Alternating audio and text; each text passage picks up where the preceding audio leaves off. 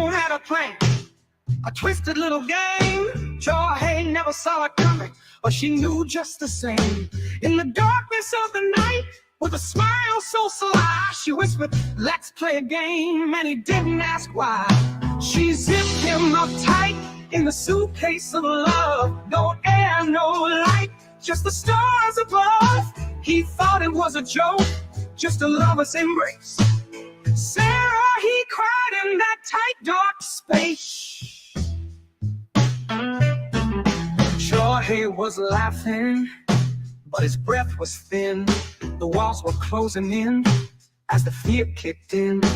He called out a name, but it echoed in vain, while Sarah watched coldly, not a hint of pain. She zipped him up tight in the suitcase of love. No air, no light, just the stars above.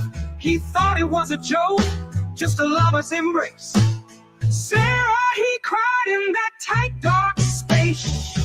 Love's a game of risk, a dangerous thing. In the suitcase of love, it's a deadly flame. Sarah's smile fades as the silence grows. In the suitcase of love, nobody knows. Morning came with silence, no breath to be found. Sarah unzipped the case, Jorge's last sound. She stared at the scene. What had she done? In the suitcase of love, there's no place to run. She zipped him up tight in the suitcase of love. No air, no light, just the stars above. He thought it was a joke, just a lover's embrace. Sarah, he cried in that tight, dark space. Love's a game of risk, a dangerous thing. In the suitcase of love, it's a deadly flame. Sarah's smile fades as the silence grows. In the suitcase of love, nobody knows.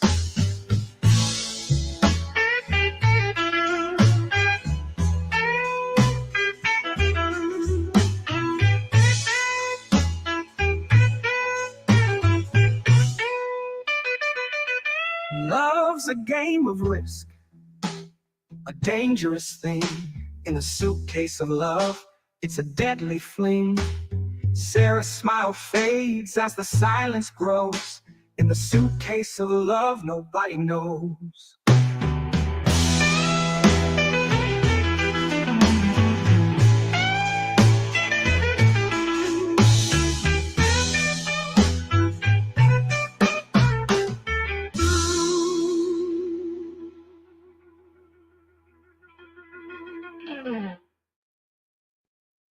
Good evening, good morning, good night, good afternoon, and whatever your order you're living your life in, whoever you're with, whatever you're doing, however you're doing it, whatever you're doing, however many times you're doing, and all that other stuff. I don't care. I'm just glad you're doing it here with me, Legal Vices, as we return to another day of Sarah Boone.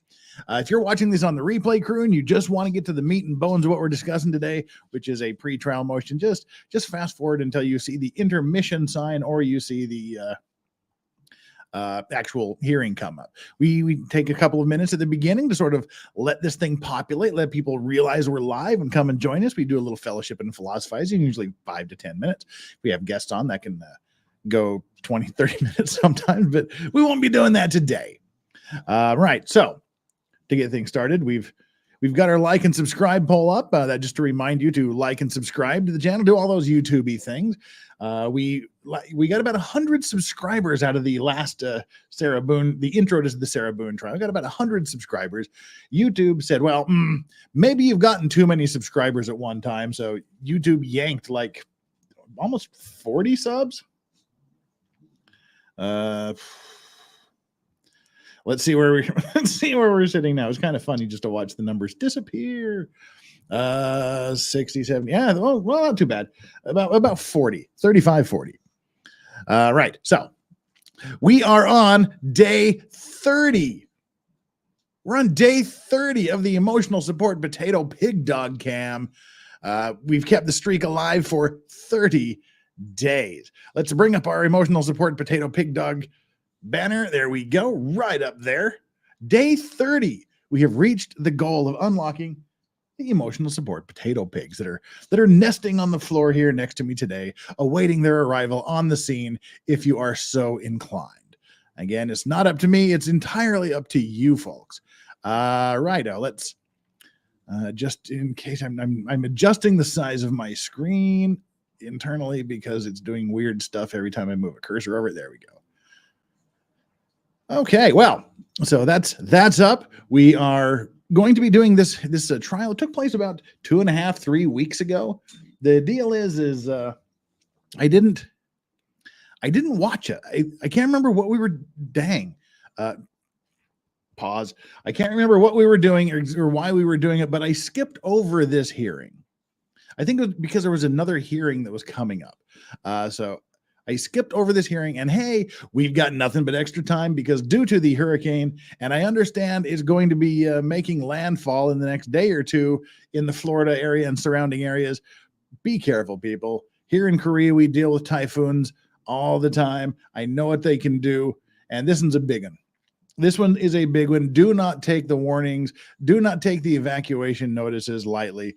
Please do it. They say, please stay safe so we can get you all back here next time. That would just be super awesome if everybody could get through this. Houses can be replaced. I know it sucks and it's a shitty thing to say. Houses can be replaced. Possessions can be replaced. You have irreplaceable items. You have memories, but lives can't be replaced. Please be safe. That's all. I just want to reiterate that. And well, that didn't take long. Today, already, without even thinking, really, without even knocking the dust off our boots, without even taking our boots off, we have a few things to do. Matilda, hey, what's going on over in your neck of the woods, Matilda? The €2. Thank you very much. All the way from the Netherlands. It's hello from the Netherlands. Thank you so much, Matilda. You're a gem. Thank you. Volpe Fox, member for 10 months. How do I get one of those fancy coins? When do I get one of those? What fancy coins? Do we have fancy coins? I want fancy coins. What? I don't know. Starry Eyes. Starry Eyes gifted 5 Legal Vices memberships. If you happen to be Jack Matt, Paul Farrell, Mexican Vader, Eric Brake, and Only. Whoa, wait a minute. What the heck? I can't read all of these because it's not just Starry Eyes' 5 gifted Legal Vices memberships, which if you got one, you should just thank Starry Eyes. I think we can separate this here. Purple Rain, Stephen Rhodes, Jack Matt, Paul Farrell, Mexican Vader. You guys got Starry Eyes gifted memberships. Make sure you give Starry Eyes a super special thanks. And oh my Lord, 20 other people. So first of all, we have to give the traditional ringing of the bell for the 5 gifted memberships. And we have 20 Legal Vices gifted memberships from Sonny or Chris. If you were one of the other people that I didn't read that got a gifted membership, make sure you give Sonny or Chris a super special thanks. You guys, good Lord, thanks. I got no words again right out of the gate. You get the traditional 20 Legal Vices membership foghorn. Guys, thanks. Right out of the gate. Thank you so much for all the crazy support you guys give me. Love each and every one of you. Thanks. Just speechless as always. And that racks up the straight hundy. So we're gonna start that off with just a little celebratory shot, not a big one, with Hibiki Harmony Japanese whiskey, which is phenomenal. It's about a half shot there. Thank you from the bottom of my heart, seriously. And Vicky Hart 82 enjoyed all your trial coverage and your banter. Keep up your good work, Legal Vices. Oh, people, I must remind you, if you're new to the channel and if you're one of the 340 people here that have not been here before, we are a commentary channel. About an hour ago, I got a comment on a year-old video that says, with all your commentary and laughing, I couldn't watch the video or something. I regret clicking on it. To which my only response was, can't stand commenting on a commentary channel. That makes sense. This is a commentary channel. If you just want to watch the hearings, go on over to Law and Crime, click it on up, and just watch it without my nonsense. But if you want to be part of the conversation, if you want to have a conversation, if you want to hear my commentary about it, my analysis of it, along with you participating, this is the place to be. We have commentary here. We have commentary. We comment. We share. We have a conversation with people in chat. We discuss issues. If that's not for you, I'm sorry. But, hey. And another thing, we was just mentioned here. Jack says, I can't get into video games. Never been able to. And I am not into Lego, so I'll stick to the trials and stories. See, that's the right attitude. Some people will go, oh my God, he's playing Phoenix Wright, Ace Attorney video game. I didn't sign up for this. And then they subscribe and go away. You subscribe for a reason, because you liked something. Chances are I'm going to get around to it again. Just skip on past the game day. And the same with I'm not into Legos either. I'm really not into Legos. I had no plan on doing Lego streams. Just my birthday's in July. I mentioned just before my birthday to a group of Russian friends that I saw online an advertisement for the Lego Sauron's Tower, Barad-dûr. And I said, that looked pretty dang cool. A week later was my birthday, and all of my Russian friends chipped in and bought me this $600 Lego set. I'm like, well, I got a Lego set. Guess I better build it. So this is a one-off thing. Once this, it's probably going to be another 3 or 4 more streams. Once that's done, we will not have a Lego stream again, as far as I can tell. So yeah, if you're doing something you don't like today, go have fun somewhere else and come back the next day. We got you covered. We're here waiting for you. You're always welcome back. Thank you so much, Swan Lake Lady. Have you ever eaten Mayak eggs there in Korea? They're kind of like Scottish eggs. They're just kind of like deep fried eggs. My cousin read a recipe online and wants to try them. They're eggs. Go ahead. Why not? Just whip them up and you tell me how they taste. I like eggs, so I think they're delish. I like eggs in just about every form. Just about. The Chinese 1,000-year eggs are kind of dark and clear. Yeah, they're on the borderline, but if you're talking like the Philippine balut eggs, they can stay over there. But other than that, we like eggs. All right, that's it, guys. We've finished all of our little banter here. It's time to get the show on the road. So let me do our little intermission sweep here, and then we will jump into the program. Let me get up our little intermission sign here. Where's our intermission sign? Oh, it's all the way up here. All right, we'll see you in about 20 seconds. This is a brief intermission. You're very much appreciated for saying that I'm appreciated. I appreciate that. This is a brief intermission. Thank you very, very much. I'm going to have a search and or seizure. More likely the seizure. I appreciate you. This is a brief intermission. I appreciate you. All right, welcome back. We are here for the Sarah Boone pre-trial hearing. They're covering a lot of issues today. And we're because of the hurricane is coming into the Florida area, we're delayed a week with jury selection. Today is Wednesday, October 9th. The jury will be back to reconvene their jury selection process on Monday the 14th. And until then, we're on our own. And I thought we'd go back and revisit this hearing we didn't see. And let's watch it and see if we can glean some possible strategies that both sides may be using during the hearing. These motion hearings are a good way to identify some possible strategies. So let's look at that. And as always, we have our official Sarah Boone cocktail, the Boone Tang suitcase.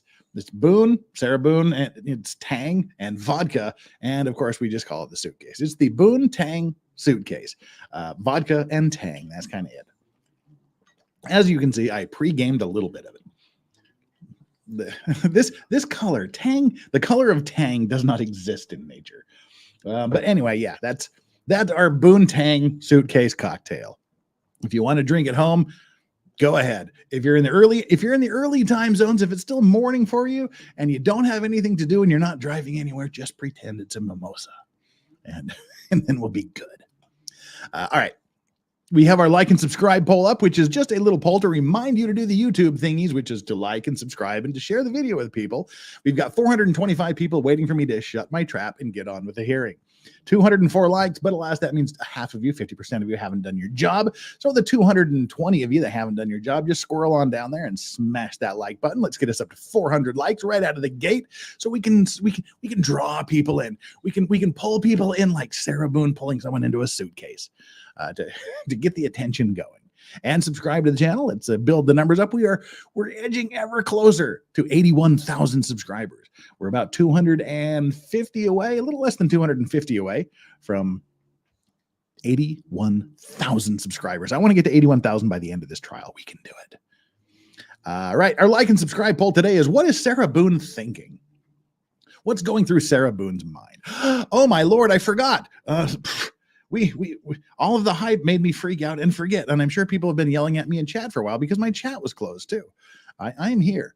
Ladies and gentlemen, through the generosity of everybody at the beginning of the show during the warm-up phase, we have already, fresh straight out of the gate, reached that part of the show for day 31. We are now 31 consecutive days in hitting the emotional support potato pig dog cam. That's right. It's that time of the show that we've come to call wrong button.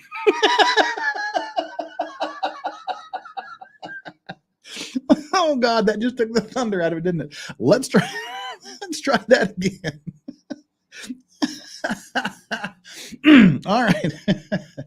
It's that time of the show that we've come to call Release the Hose. Oh, that's better. there's one of our emotional support potato pig dogs. Oh. Oh, I need emotional support potato pig dogs more than ever now. Oh Lord. That's Strawberry, and over here is Yoda. We'll be adjusting the camera between the two as the show goes on.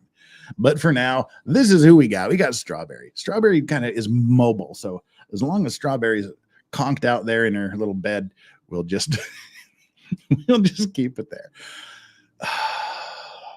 Well, we got the Witcher button by accident. Sorry about that. Oh, Kilo Bite, glad to see you alive. Hey, I'm glad to see you here in my live as well. I can't live if living is without you. All right. As I was saying before, I was so rudely interrupted by my own forgetfulness. The like and subscribe poll today is, what is Sarah Boone thinking? What's going through Sarah Boone's mind in the few days before trial starts? Our first choice, I really should plead guilty. Now, 10% of you have already chosen that answer. Do you really think she's like, I really should plead guilty? I want to plead guilty. I don't think so. I think it's probably one of the other three. But hey, your answers are your answers. So the first answer is, I really should plead guilty. Is she thinking, I just need to explain my side, and then they'll understand, and I'll be found not guilty? I think that's probably where she's at myself. 10% of you have said, I'm getting real tired of my lawyer. We just had news from her behavior reports that she was involved in another shouting match with her new lawyer. That's the second one in about 3 weeks. And I would guess it would probably be him trying to talk her into a plea deal, accepting a plea deal, and her saying no, and him becoming upset and raising his voice at her and telling her how insane it is that she's not taking a plea deal. Total guess, but that's where I would put my money.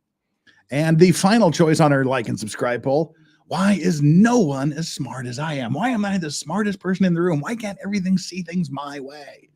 That's a viable option, I think, as well. But that's currently leading with 57% of the vote. There we go. That is everything. We are heading straight into this right now. Hey Joe, 19 months a member. Hey Joe, you are so freaking awesome. Thank you so much. Stayed for the commentary. Yay! Keep up the good work. You too. Thanks for being here. And that's it. Let's bring up the stream that is somewhere buried in one of these windows. No, that's the suitcase of love again. Michael Kranick presiding. Again, this is a hearing that was about 3 weeks ago. We haven't covered it. It's a long hearing, so the way I talk and interrupt and the way we get sidetracked here in chat, this is a 2 hour and 17-minute hearing. There's a very, very good chance this will be a 2-part series. I'm just saying. We'll see where we are at the halfway point of the video. Ladies and gentlemen, Sarah Boone fighting for her freedom as she faces 22.5 years to life in prison.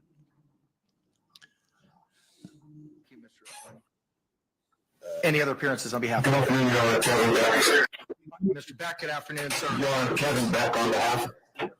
Good afternoon, Your Honor. All right, I'm Kevin Beck on behalf of Just Sarah. bear with her as for well. one Thank second. you. I'm going to moot Moot? Messrs. Beck and Henderson for the moment. We seem to be getting some feedback. A little bit of feedback. If they need to speak, we can address that if and when that's necessary.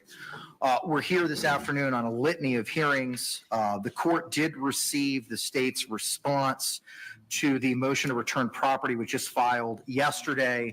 And Okay, so this is interesting. Somebody wants some property back. Let's find out, shall we? Again, I have no idea what these motions are because I didn't even read the motion. So we're going through this together. the state's amended notice or amended motion to strike the amended notice of battered spouse defense. Ooh, there we go. There is our first look at a very, very definite strategy. There's a motion regarding making the battered spouse defense. Yes, I did it, but I did it because of the effects of being a battered spouse. So that tells us that they're not going to deny she did it, which is kind of hard to do right now. But they're saying it was a result of being a battered spouse. And yes, those of you asking in chat, he did say moot. He's going to moot the microphone. That's kind of a judge thing because you're always talking about moot points and he's going to mute the mic. I do it all the time with statute and statue. When I want to say statue, probably a good 80% of the time, the first word I say is statute. And then I have to go back and correct myself. Court was reviewing the authorities cited therein, which is why we're a few minutes late this afternoon. Are there any housekeeping matters, state, that we need to address before we begin this afternoon? And yes, he's Any only left housekeeping here. matters from your side of the ledger, Mr. Owens? Judge, I appreciate being here, and I just wanted to introduce my two assistants that are helping me, Shelby Andrews. And so this is a new thing too. He's got two new lawyers with him, so she's got 3 lawyers now. And by the way, people, real quickly in chat, just so I know, how is my voice compared to the trial? It should be right. I should be maybe 10-15% louder than the actual court hearing. So let me know with a 1, okay, 2, I'm too loud. Drews and Lauren Henderson. Afternoon, y'all. Anything else, sir? No. Okay. To the extent we may be hearing from Ms. Boone, ma'am, if you could, please raise your right hand. Madam Clerk's going to go ahead and swear you in. All right, thanks, guys. No, look at that. Everybody's satisfied. I believe that the first thing that was Except for Jen filed in this Thunder. case, just as a matter of time, was the state's motion to, the defendant's motion for statement of particulars that was filed on September 2. I've reviewed that. Mr. Owens, you may proceed, sir. Judge, do you want me at the podium? However you feel most comfortable, sir, but because we have your co-counsel appearing virtually, I would ask that you direct any argument into the microphone so that they might be able to hear it, sir. And so that we can hear it as well. And again, how many people do we have here now? We've got 500 people here, and I'm sure many of you are new. If you hear something that sounds like this, oh, they stopped, of course. If you hear loud snoring and huffing and heavy breathing, it's the dogs, not me, I promise. That noise. All right, let's go.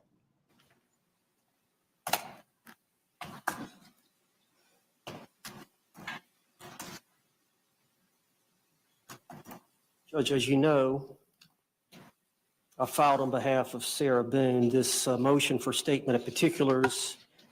And in my motion, I quoted the language and the information that she was charged with. And the pertinent part charges Sarah Boone on the 23rd day of February of 2020 in said county, Orange County, violated statute 782.04, paragraph 2, by an act eminently dangerous to another and evincing a depraved mind regardless of human life did kill George Torres. Okay, those are the charges against her, the second-degree murder. And those are essentially the two elements of the second-degree murder charge in Florida. It has to be a killing or an action from a depraved mind, which is basically total disregard for human life. And there had to be something else precipitating it, some sort of enmity between the two. Judge, that's about as bare bones of an information as you can file in a case. Anytime there is a weapon used, it's usually shot with a firearm that was used, that type of language. That is as bare bones. It doesn't even spell out all the essential language of the jury instruction, which I followed. To prove the crime of second-degree murder, the state must prove the following three elements beyond a reasonable doubt. Okay, so he's gonna forget what I just said. He's gonna lay out the elements for you himself. So let's gear up for the elements of second-degree murder under Florida law.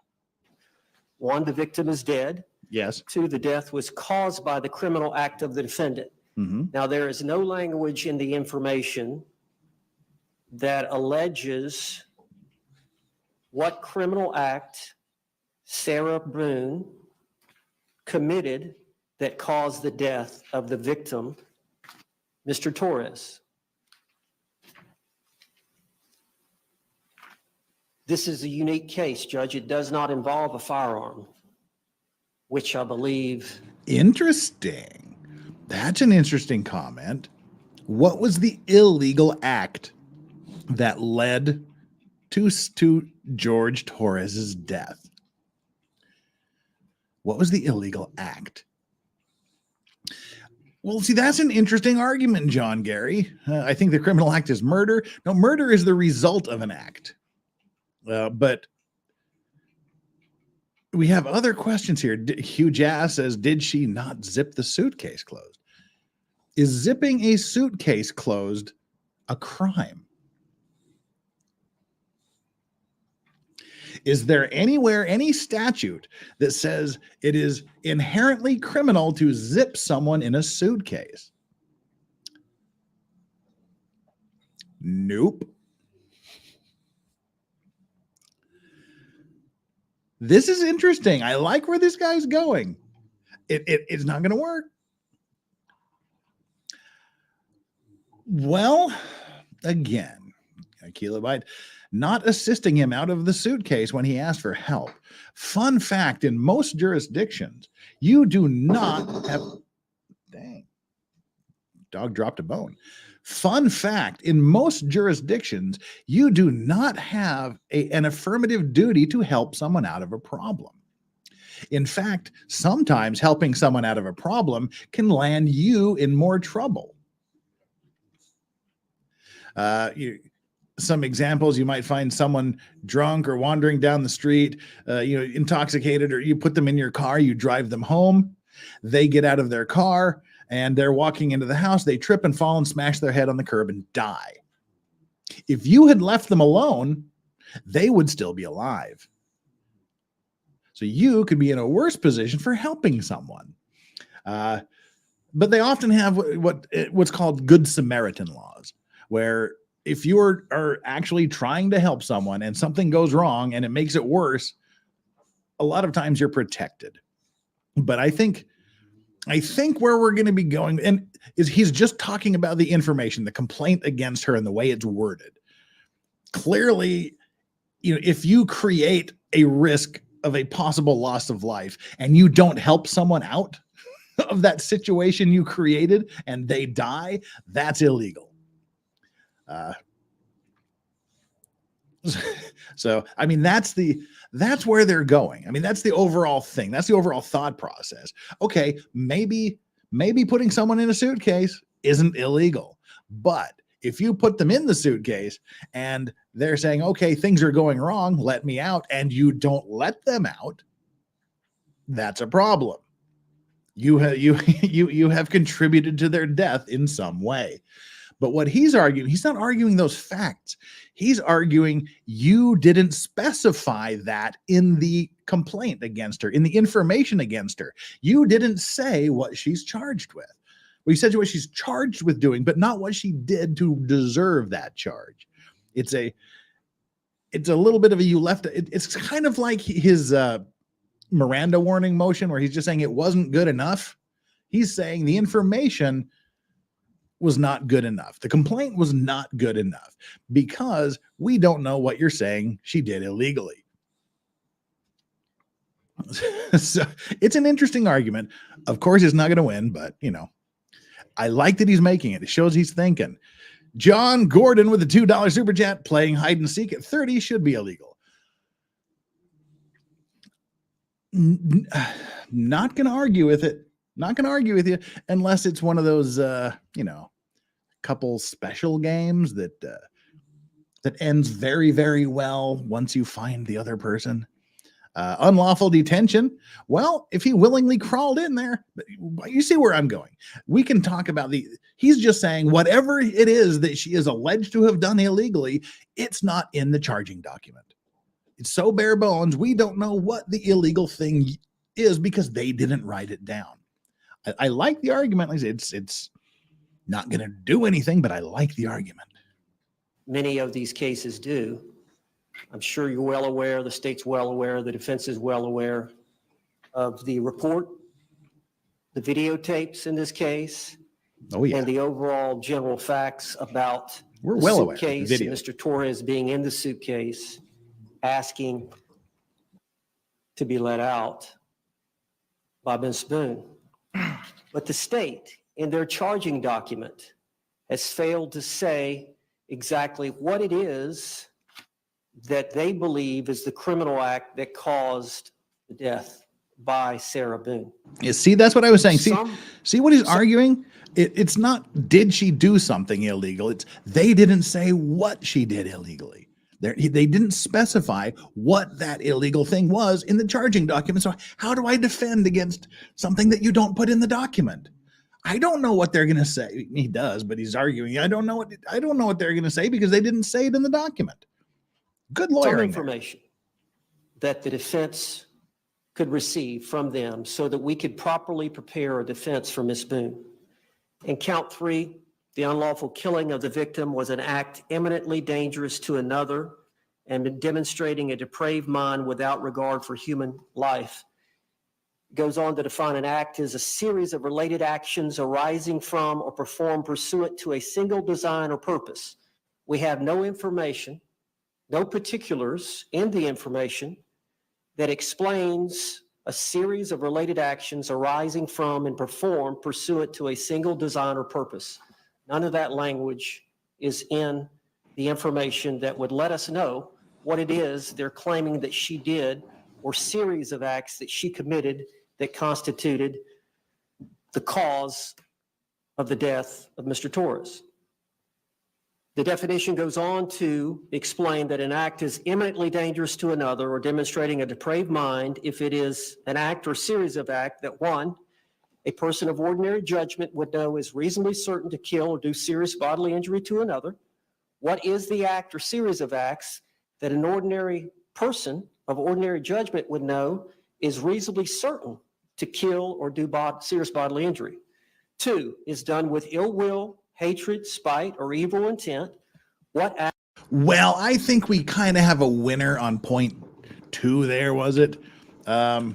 Maybe not on 1. Let's look at this. Break these down. Series of acts that an ordinary person of it has to be an act or a series of acts that the normal person would know would imminently lead to someone's death. All right. Okay. Let's say zipping someone up in a suitcase may not tell you that there's an imminent risk of death. But when the person starts saying, I can't breathe, I think that shifts it over a little bit. But let's listen to these examples here of things that have to be met. We'll talk about it. Ordinary judgment would know is reasonably certain to kill or do serious bodily injury. 2, is done with ill will, hatred, spite, or evil. Is done with ill will, hatred, spite. Zipping them up in the suitcase and sitting there yelling, fuck you! This is how it feels. That's my name. Don't wear it out. That kind of shows a little anger, ill will, resentment, enmity, I think. I don't think that's your strongest argument to be making, lawyer guy. Mr. Owens, I think there was some ill will involved in her locking him up in the suitcase and flipping it over. Flipping the suitcase over, berating him, yelling at him, making fun of him. Yeah, that kind of shows a little bit of ill will, I think. Just don't think. I think that part of the test is met. Evil intent. What acts or actions by the defendant did they present or will they intend on presenting in the trial that would tend to indicate that she had ill will, hatred, spite, or evil intent towards The Mr. video Torres? of her saying, fuck And you. 3, is of such a nature that the act itself indicates an indifference to human life. Again, some explanation that give the defense, my understanding of the rule of criminal procedure, the defendant has a right to know the charges against them with specificity. But see, again, it's not what we're talking about. It's the fact they didn't put this into their charging documents, into their information. That's what he's arguing about, not what they will do, but why didn't they put it in the document to allow us the opportunity to know what they're thinking so that I can adequately prepare to defend my client against whatever it is they're going to come up with. You have to tell us what you're going to do, and they didn't do it. That's his argument there. I like it, but I think it's a little stretching a little bit. We did have a couple of comments here. The Flaming Dragon says, Legal Vices, is that why the motion is called particulars? Because they're the particular facts, the particular items are missing. So that's why you would call it like a bill of particulars or an information, things like that. Will you consider getting wireless mics for the dogs? No, they're doing just fine from across the room, being picked up on this mic.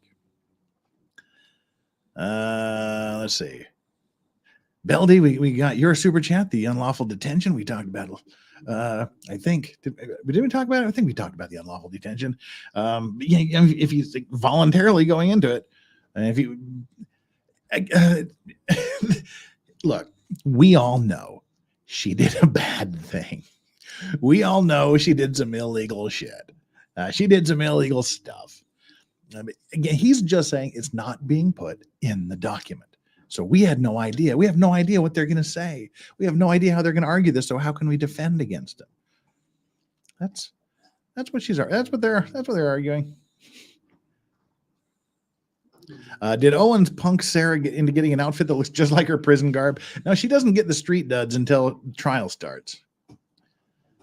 All right, that's it. Let's jump back into this, shall we? As soon as we close that window and bring up Jack's mom. Hey, Jack's mom, member for 2 months, is depraved indifference, part of murder 2. It's a depraved mind. So basically, you can say basically, it's a depraved mind showing utter disregard for human life. So you can say a depraved mind, a depraved indifference. And really the big difference between murder 1 and murder 2 is that murder 1 requires intent, planning, premeditation, even for an instant. But murder 2, second degree murder, does not require the element of intention. So her saying it wasn't intentional, that she said repeatedly in the jailhouse interrogation videos, it doesn't really help her situation because that's not an element of murder 2. Upon request, the state must provide specificity and clarification on the details of the alleged offense in order to minimize surprise at trial and ensure that the defendant's rights are protected. The rule requires that the information shall, in plain, concise, and definite written statement of the essential facts constituting the offense charged. In this case, based on the bare bones information that has been filed in this case, it fails to inform the defendant and the defense counsel of the particulars sufficiently to enable the defendant to prepare a defense. Thank you. Response.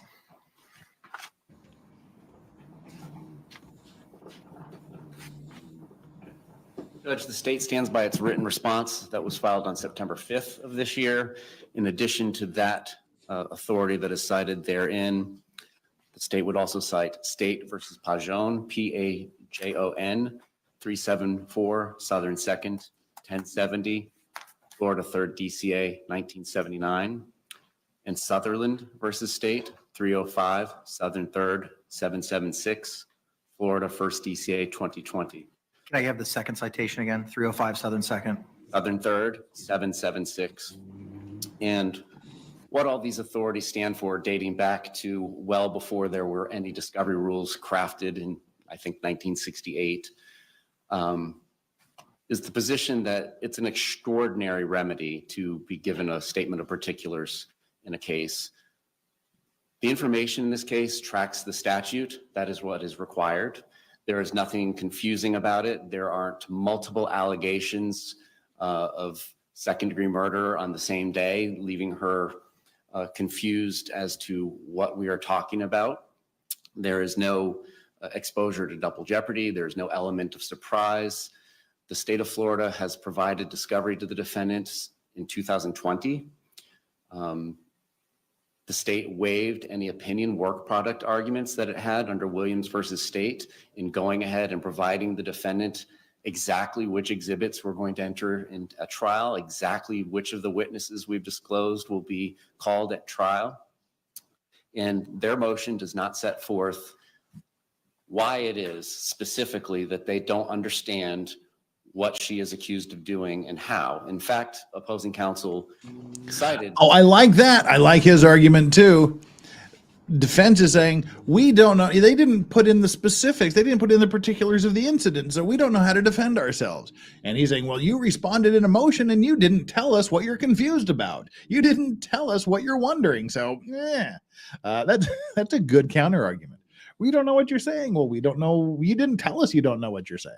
Good for you, lawyer. Points. The videotapes, the videos that were taken on her phone while the decedent was in the suitcase begging to be left out. And then what they didn't mention is what she said during these videotapes, which certainly would constitute the mens rea for second-degree murder. So it's our position that they have not stated why it is that a statement of particulars is necessary. It's an extraordinary remedy. They have all the discovery. Not only do they have all the discovery, they have the narrowed down list specifically as to what will be introduced. And they are clearly on notice of what constitutes the acts and the mens rea, because they have mentioned those videos that were taken on her phone. So it's our position that this is not one of those extraordinary cases that necessitates a statement of particulars. There are cases where, for example, somebody commits multiple acts of battery against a victim, perhaps an hour apart, 2 hours apart, and comes back, and it's unclear as to what the state is talking about. If counts 1, 2, and 3 all say battery on X day, there are informations and indictments that span years that don't get statements of particulars articulated to the defense. In this case, the date is specific as to February 23rd, 2020. The metadata on the 2 videos that were taken from her phone are both from the 11 p.m. hour of February 23rd, 2020. Given all the discovery in the case and the amount of narrowing down that we've already done, there is no need for a statement of particulars in this case. Thank you. Thank you. Well, he could have made that argument much more concisely. What he could have done was just simply stood up and said, everything that guy just said is bullshit. Thank you. And it would have been much shorter. We've got a couple of questions here. Let's see. Did you, Barkin Mad says, did you see the motion where she allegedly told the doctors that she shook the suitcase and hit his fingers with a baseball bat? No, I didn't see that. Is that a real thing? Wow. If that's a real thing, I don't know how I missed it. Jeez. Carolyn Grayston says, I don't understand why the particulars didn't state charge second-degree murder caused by zipping decedent causing asphyxiation. That would have been simple enough. Well, it's pretty much simple enough the way it is, because like he's saying in his argument, it was written the way it was, and in their motion, they didn't say, we don't understand these things. What are they trying to say? So he said, yeah, basically, if they would have said what they didn't understand or why they're confused, we would have been happy to explain. They didn't say that, so they don't get an explanation. Plus, this is not a complicated case. There's not a lot of people involved. There's not a lot of things that happened involved. It's pretty easy for her, especially when you're looking at the video that she made, to figure out why she's here. So we don't need to do that. That was essentially his argument. So they could have done better. Yes. Carolyn, absolutely, that the information could have been written much, much better than it was, but it got the basics. And Kathy Michael says, what are the dogs' names? That's Strawberry over there, and that is Yoda. Wait, there's Yoda. There. That's Yoda. That is Strawberry. Oh, there. Those are the emotional support potato pig dogs. And Sherilyn says, is Sarah's plea deal still valid up to her time of conviction?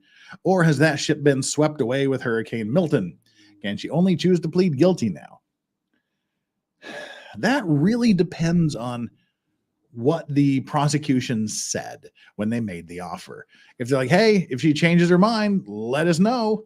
Or they could say, she didn't want it. All right, let's go play ball. Off the table, done deal.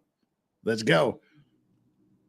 Normally, once the trial starts, though, there's pretty much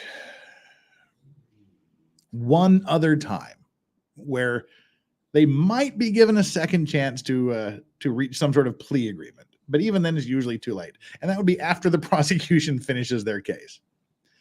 The defendant may go, holy crap, I'm screwed. I need to plead. Maybe they can get one, maybe they can't. But generally, they'll say, hey, do you want the offer? They'll say no. And they'll say, all right, let's go. So I'm guessing that's what they did. They said, let's go. And if Sarah wants to come back and go, can I please have another deal? Chances are it's not going to be nearly as sweet as it was the first time around. And let's see. Let's get on with it. Yes, she did. She rejected a 15-year plea deal on Monday. Any response? KPM says, pull up the county clerk page to see the state's motion. What was the date of the motion?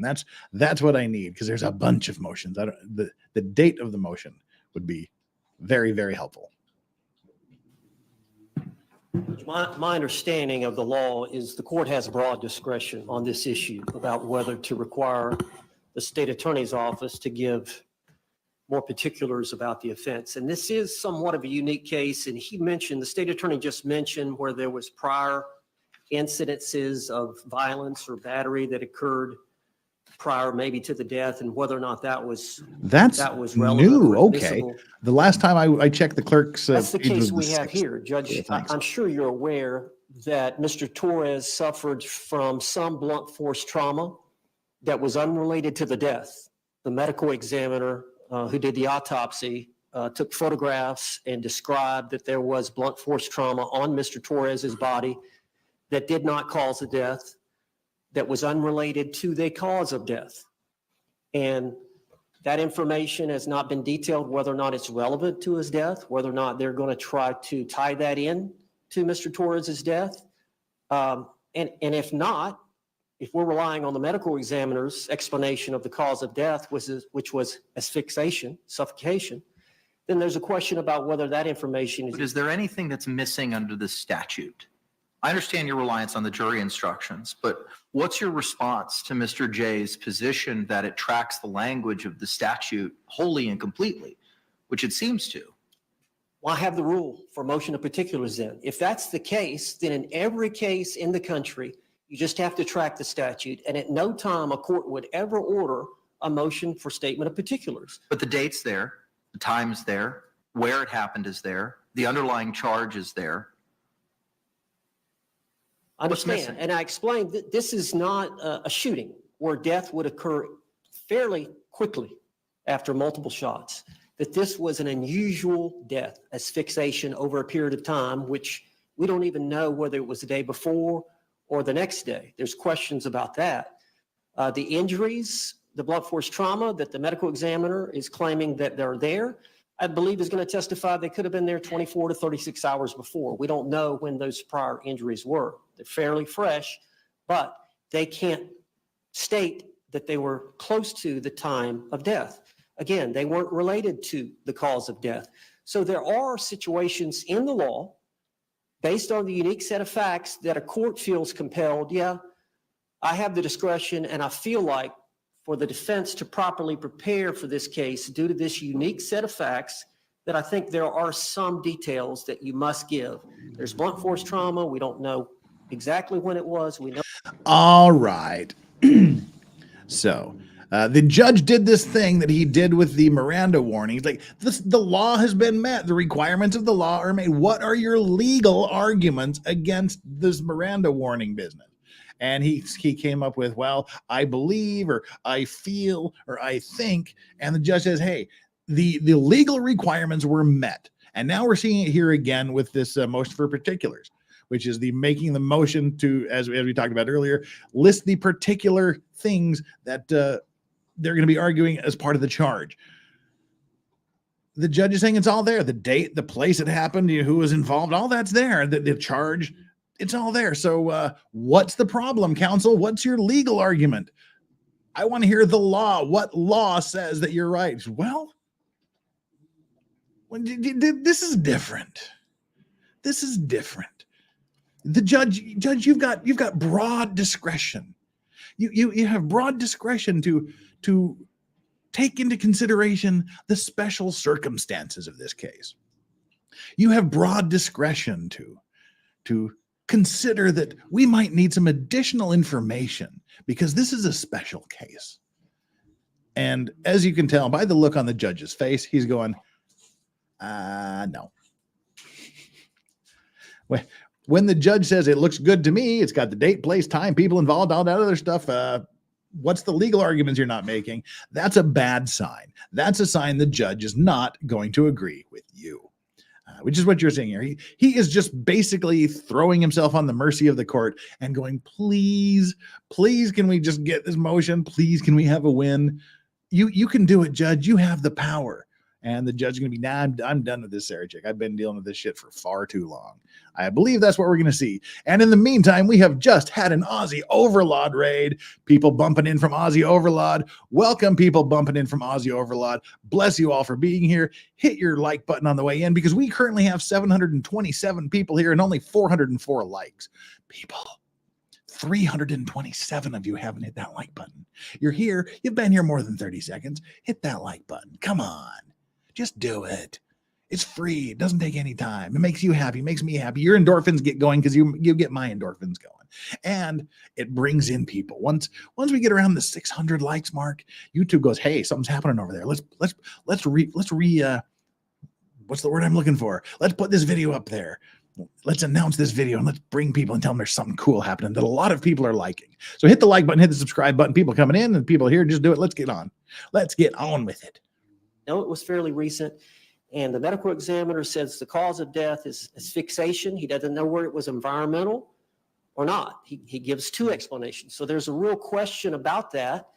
And of course, we'd like to know what theory they're going under and whether or not they're intending to introduce evidence of this blunt force trauma that occurred sometime prior and what exactly they're claiming that she did. That constitute, is it just the video, the 2-minute video that everybody's seen, or the suitcase video? Is it that? Because there was a lot that occurred prior to the video. There was a lot that occurred after the video that's not on the video. So is that what they're referring to in this narrow window of just tracking the statute?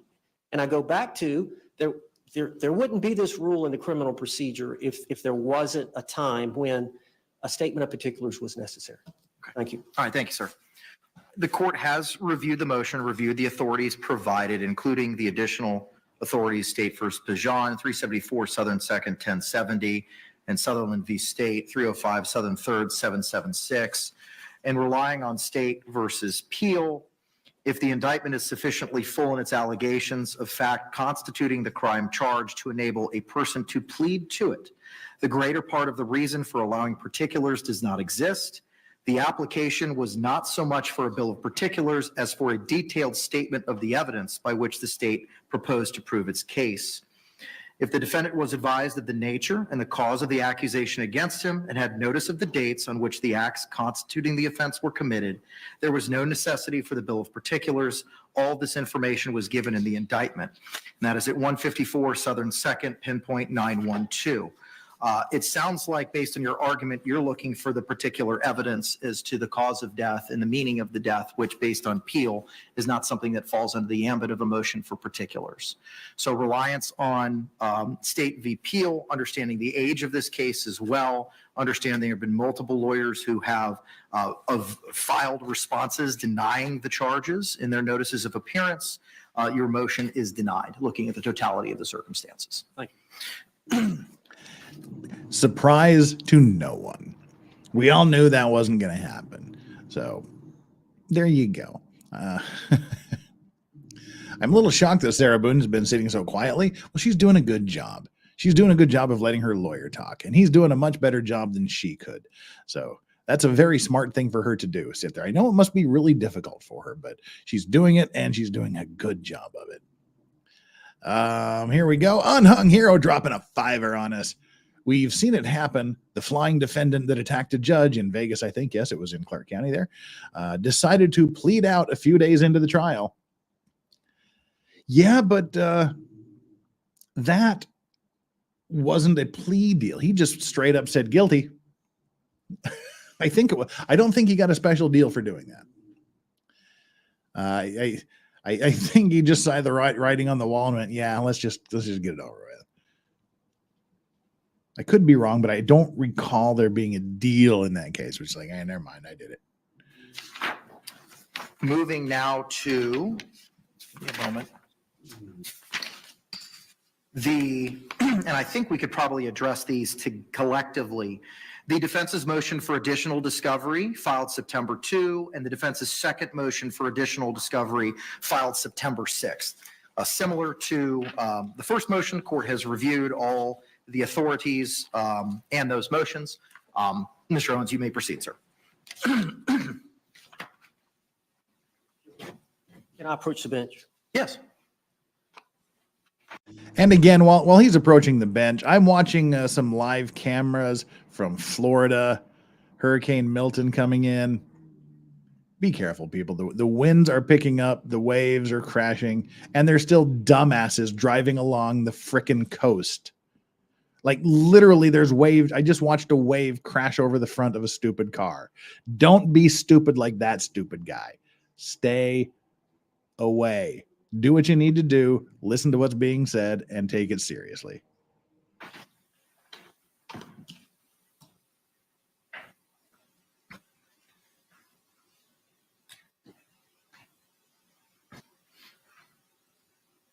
Thanks, sir. Judge, we're going to handle these both collectively, and I believe we should. The first motion for additional discovery was filed on September the 2nd at 8:30, and then the second motion for additional discovery was filed on September the 6th. The first motion refers to the rule 3.220F for additional discovery. On a showing of materiality, the court may require such other discovery to the parties as justice may require. Specifically, the defense is requesting the Office of the State Attorney to provide a written policy of the Orange County Sheriff's Office relating to in-house interrogation procedures, in particular the policy in place at the time of the interrogation of the defendant at the Orange County Sheriff's Office, which was back in February of 2020. And then the second motion for additional discovery, specifically the defense requests the Office of the State Attorney to provide the standardized Miranda rights written policy, the form, and the card of the Orange County Sheriff's Office relating to Miranda rights form utilized and read directly to any suspect before the interrogation. And that was the motion that they argued at the last hearing we watched. I think I didn't watch this one because I was busy doing something else. And when I was going to cover this, they went into the Miranda warning motion hearing. And so that's what he's talking about there. Oh, and what a perfect timing. Just as I pause, Tanny Simmons drops a $10 super chat. Thank you, Tanny. You rock. Good morning, Legal Vices and crew. I don't know why I was so shocked she rejected the plea. They were literally giving this bitch early Christmas. She thinks she's getting off. The delusion. There was one of those deals where I wasn't surprised, but I was. A rational person, I believe, would have jumped at it immediately and said, oh, yes, sure. Sounds good to me. But that's why in the like and subscribe poll we've got up, which asks, what is Sarah Boone thinking right now? I believe that it's number 20. I believe it's number 2. I just need to explain my side. I just need to tell people what really happened, and they'll see this and they'll let me go. I truly believe she thinks that. And while we're talking about it, 475 likes. We need another 125 likes. Come on, let's get it to 600. And take our like and subscribe poll, because we got 700 votes on the like poll and only 476 likes. That cheaters, you cheaters, repent. We should have 705 likes. Because 705 of you have taken the like and subscribe poll. What is Sarah Boone thinking? 10% of you say, I should really plead guilty. I don't think she's thinking that. I just need to explain my side. I think she's thinking that, and 26% of you agree with me. 9% of you say, I'm getting real tired of my lawyer. That's a possibility. And full 55% of you, more than half of you, said, why is no one as smart as I am? Why can't anyone understand this? Why are they all dummies? Which I also think is a very, very viable possibility. So yeah, I just think she really does believe that she just needs to explain her side of the story, and we'll all go, oh yeah, there's the door. Sorry about the last 4 years. All right. Now, the argument by the state is well taken. The defense does have a duty to try to gather the information independently of the state attorney's office. And we did make a request to the Orange County Sheriff's Department back on September the 10th. And the request was for the written policies and procedures of the Orange County Sheriff's Office relating to the in-house interrogation procedures, in particular the policies and procedures in place in February of 2020. And the written policies number 2 and procedures of the Orange County Sheriff's regarding Miranda rights, written policy, the form and the card relating to Miranda rights utilized and read directly to the suspect before any interrogation in effect in February 2020. So as you know, Judge, I don't know if you've actually watched the 2-hour interrogation, but the day after this event, she was asked to come down to the Orange County Sheriff's Office. All right, time out. We got to see what's on the judge's mug. Sorry, I'm weirdly fascinated by things like fudge. Come on, get up there. We need I need to full screen this here so I can see what's on his 2-hour mug. interrogation, but the day after this event, it's an FSU mug. All right, Florida State was asked to come Go down Seminoles. to the Orange County Sheriff's Office under what my client believed was something other than an interrogation. When she got there, she was directed into a room. And I don't know, like you said, you haven't had a chance, but there are some serious issues about whether or not that was coerced, whether or not Miranda rights were fully read. I do not believe they were. I believe some of the statements that the lead detective said before she started the Miranda rights are coercive. She was in a room where she could not leave with 2 homicide detectives. One was wearing a firearm, and she acquiesced to authority based on an improper reading of Miranda.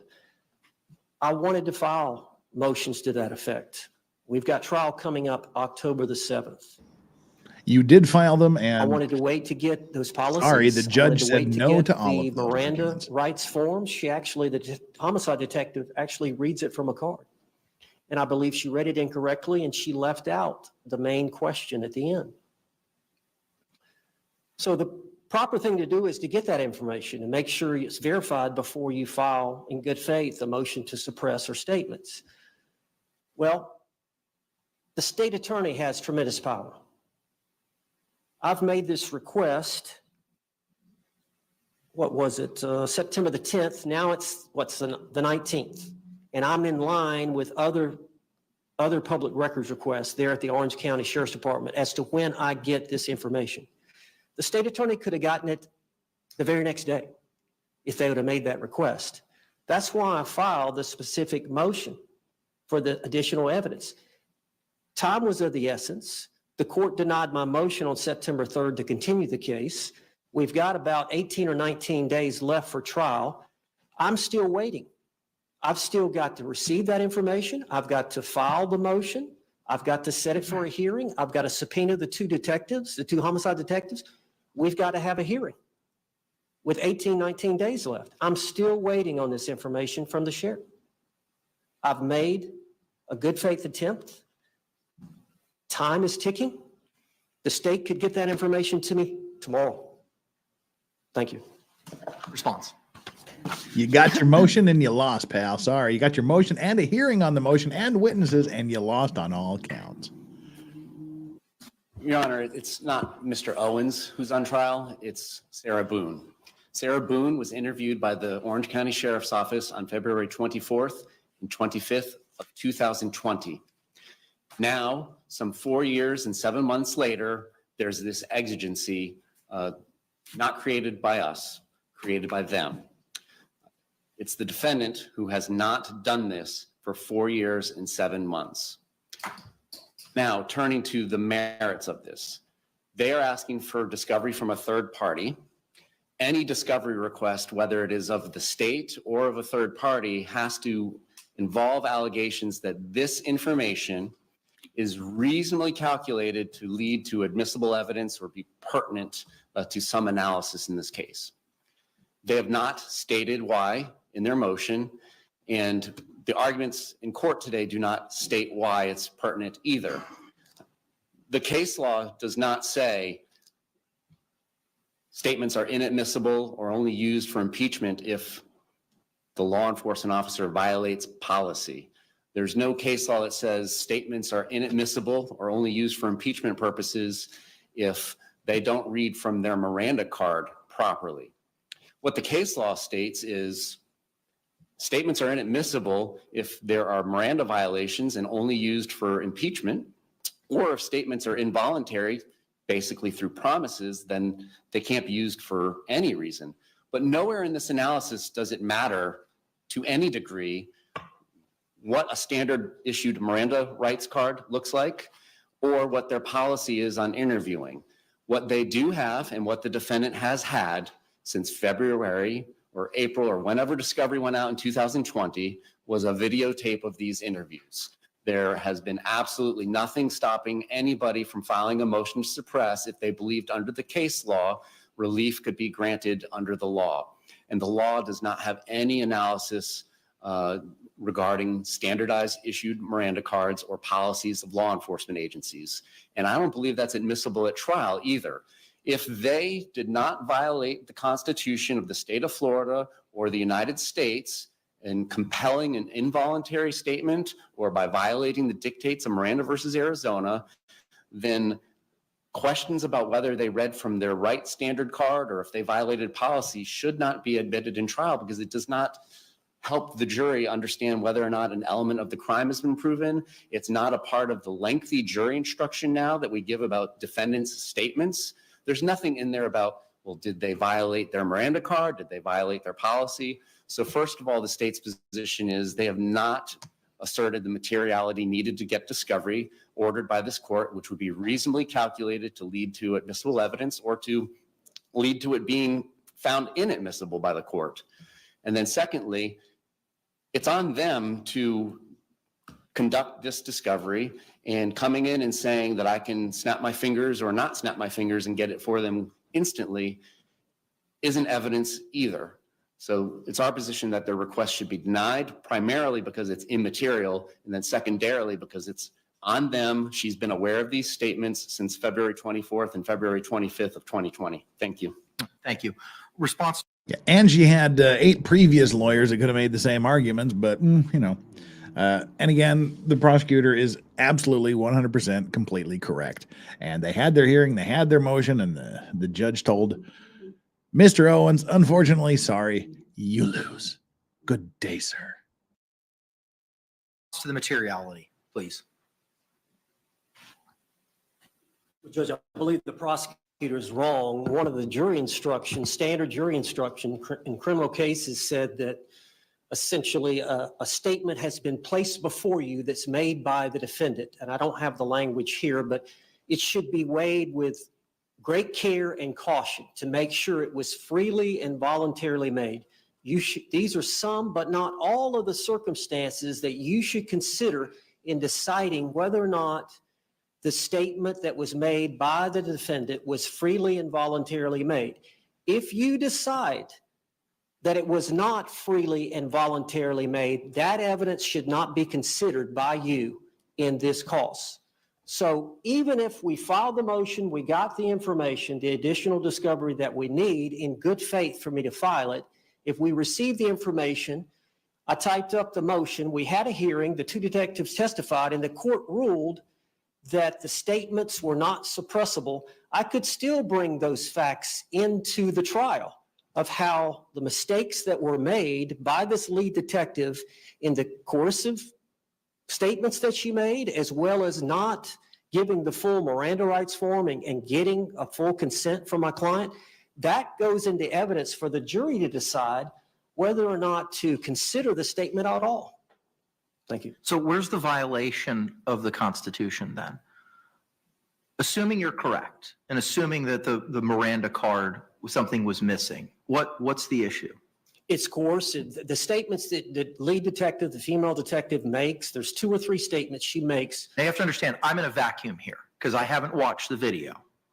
I'm not asking you to play it. I probably should have. But I need a little bit more context as to these statements because I have unfortunately no frame of reference. But she says that, number one, the date of this event, they seized her phone at the scene.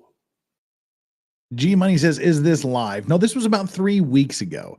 It's one hearing that I didn't cover. Live isn't happening. They're taking a week off because of the hurricane and Hurricane Milton rolling through the Florida area. So they will resume jury selection on Monday. So we're just filling the gap in our knowledge here. We're definitely going to be breaking this hearing up into 2 days. We'll do part 2 tomorrow or Friday, probably tomorrow, most likely tomorrow. We'll do part 2, and that will include the remainder of this hearing, plus new motions that have been filed that you've been mentioning here, and some other motions and documents that we haven't covered. So we'll be filling our desire for more Sarah Boone. We'll be filling our desire for Sarah throughout the rest of the week. So stick around. This is not live. This is a couple of weeks ago. And I guess as long as we're paused here, we should bring up a few things. KLF says, no, she didn't. This was talking about me saying she had 8 or 9 lawyers that could have made the argument before. 3 or 4 of those lawyers withdrew due to conflict before doing any work. Yes, you're correct, being technical and everything. But it's always fun to mention that she had 8 lawyers previously to this. So, and Robert 007 says, question, can James Owens try to get out of being her lawyer prior to start of a trial still? Yes, he can try. One, he doesn't want to, though. He's doing this. He's a hero.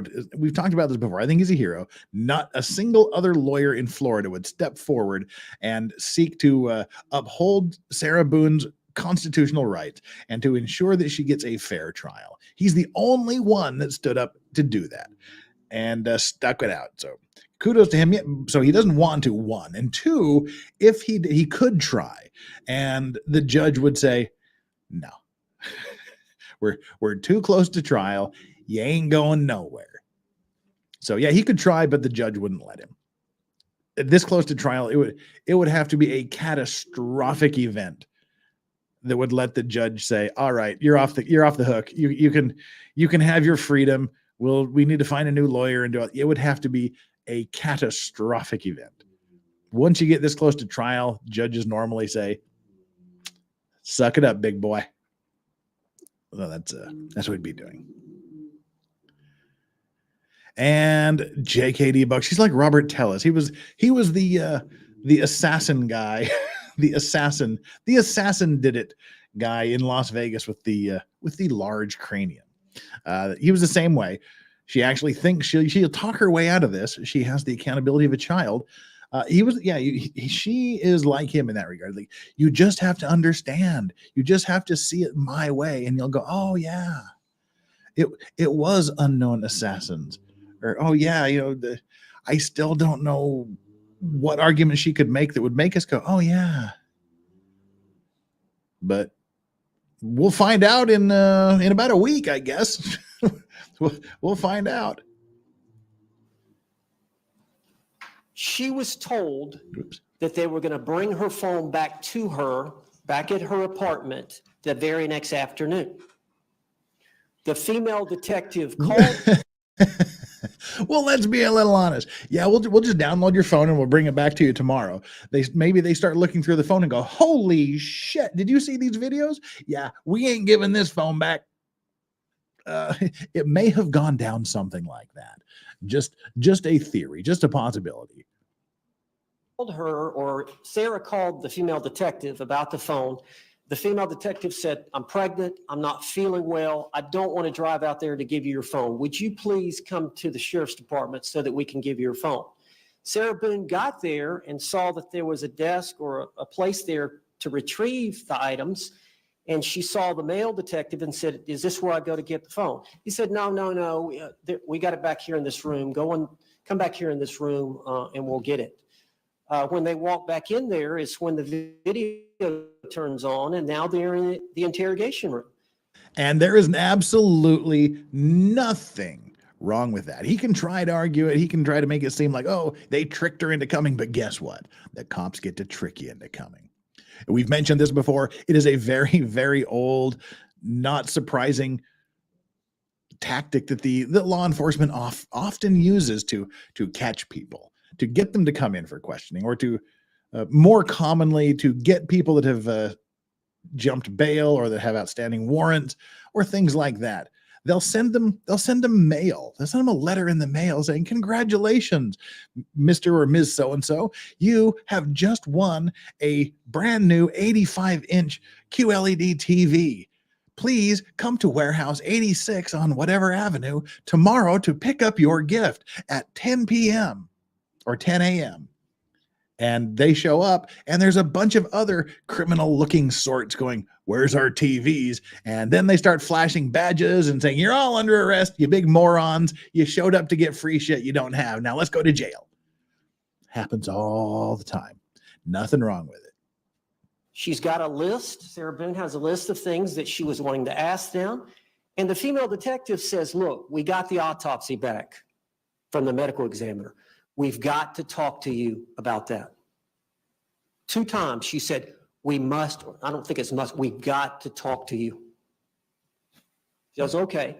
Said, I got to read you these Miranda rights again.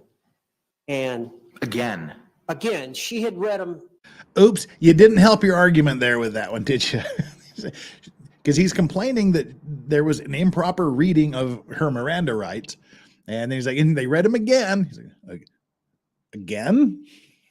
Okay. So they read them to her the first day, and then when they came to the police station, they went out of their way saying, we have to read these to you again. We read them to you yesterday, but we have to read them to you again. So she got her Miranda warnings twice. Didn't help his argument at all when it came time for his hearing on this motion. There was a statement that Sarah Boone gave. Of course, she gave a general statement to the first deputy that responded to the scene. She was wearing a body cam, so that deputy had called the 2 homicide detectives, but it took them a while to get there. So she asked Sarah Boone what had happened, and Sarah explained that situation. After the detectives got there, they took a general statement from Sarah, but at some point they got into one of the squad cars. And I believe it was Sarah Boone. I believe it was the female detective and the male detective. And she was read Miranda rights, again, incorrectly, and she gave a statement. So now the next day, she's back in the interrogation room with the 2 deputies, the 2 detectives, and the lead detective says, we've got to talk to you about this autopsy. giving her the impression that's what they were going to talk about. But I've got to read you these Miranda rights. And she said something, and Sarah said protocol, because they had told her in the first Miranda rights that this is just protocol. We have to do this before we speak to you. And she said, yes, protocol. So based on those statements that we've got to talk. You have to talk to us. We've got the autopsy. Led Sarah to believe that they're going to talk about the autopsy. In addition, then she starts in the Miranda, judge, she made a mistake on it. I don't know if it's an anonymous mistake, but in her probable cause statement, she said, I read the rights verbatim. The constitutional Miranda rights, I read to her verbatim. That is not true. Well, it turns out that in fact it was true. During the hearing that we covered previously, so go back into the playlist and you can see the hearing where we covered it. It turns out that he was looking at one set of Miranda warning on a card, and she had another card. So she did read verbatim from the card that she was given. He was reading from another card that had an additional line. It went through all the constitutionally required elements of a Miranda warning, which was you have the right to remain silent. Anything you say can be used against you. You have the right to an attorney, and one will be given to you if you cannot afford one. And do you understand these rights? Both cards had those rights on it, and the confirmation that she understood those rights. What was on the defense lawyer's card that he had and what was not on the officer's card was the 9th line, which said something along the lines of, having understood these rights, do you now wish to waive these rights and talk to us? His said that, hers didn't. She did read her card verbatim, and that is not a constitutionally required question. She understood that she was told she had a right to remain silent. She understood the right to remain silent. And the argument was she has to make this express waiver. She has to agree to waive this and to talk. Whereas the judge and the prosecution both were on the right side of the constitutional issue that said, well, she knew the right, she understood the right, but she talked. Her talking was an automatic waiver of that right she understood. So I thought this was really, really interesting. And if you go back and watch the trial, you can see the defense lawyer go, holy crap, when she said, oh, by the way, I did read verbatim from a card, then mine doesn't have that line you're talking about. He went, it doesn't have it? What? He genuinely didn't know that there was a different card out there. And then he tried to make it sound like it was her fault for not getting an updated card, but that didn't work. Fortunately, we have it on audio. Fortunately, we have it on video. There is a legitimate question about whether that statement, that 2-hour interrogation, is admissible in this trial. That's what I'm going to show the court. I'd like to get their policy just to see. What does the policy have to do if those statements were inadmissible? What does the policy have anything to do with that analysis? To see if they. Because if you're saying you have a deposition, I'm assuming it's a deposition of the female detective, said I read it verbatim, and you're telling. That's in the probable cause statement. Okay, that it was read verbatim. Okay, Yes, excuse me. Formulated the arrest report. It was a supplemental report or either the actual probable cause report. And the representation in there is it was read verbatim. That's correct. Now, you've reviewed that interrogation. It's your position that it was not read verbatim. What does the policy have anything to do with that issue? I think That's a simple constitutional issue, right? yes. If there's a case law that buttresses that position, and that de facto is a violation of the Constitution, ergo that confession or statements are not admissible because of the violation of the Constitution. What does the policy or the Miranda card have anything to do with anything if you have the video and the audio? Well, the Miranda card is going to show that she actually omitted the last question. Okay? So the Miranda card is is there for a reason. I don't know if they have them in the interrogation room or every deputy or homicide detective is issued that card, but it's a small card. But I believe it's going to say on there that you've got to get the waiver. There's 2 questions at the end, which is, did you understand the rights that I've just read to you? And the next question, understanding these rights, do you agree to speak with us now? That question was not read. It was omitted. I don't know why. She's sitting there reading it, and Because it Does the wasn't fact on her that card. question was not read impact constitutionally under case law the admissibility of those statements? I believe so. Along doesn't with answer her my other 2 question. statements. All right. Now, if you go back and watch this, I wasn't aware they had this conversation before we watched the hearing on this Miranda issue. Now the first thing the judge said at that hearing makes sense, having heard this. The first thing the judge said at the hearing on this Miranda issue was, it was along the lines of, in light of what we discussed at the last hearing, do you still want to go ahead with this? And he said, yes. Now I understand. The judge said exactly what he said at this hearing, at the Miranda hearing. He said, look, policy is policy. The Constitution of the United States is the Constitution of the United States. A violation of policy, a violation of internal police department or sheriff's department policy is not necessarily a violation of her constitutional rights. So, what case law do you have to show that that violation of policy somehow infringed upon her constitutionally protected Miranda rights? And he doesn't have any. That's the problem. So now he's being very, very specific and saying, no, tell me, show me your law, what, where it shows that violating policy somehow violates the Constitution. And of course he can't. Respectfully, that doesn't answer my question.